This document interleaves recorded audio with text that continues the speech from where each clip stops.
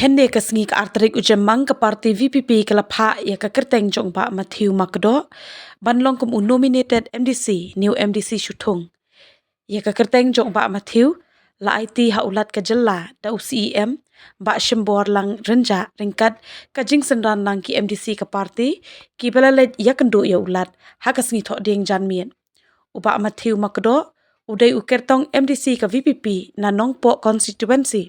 ubala syarem no hakakong runa kemden ban pen mau uba bindu lanong ulalong UMDC ba Thung jong kaseng UDP hak executive committee barem Malayalam da kaseng NPP.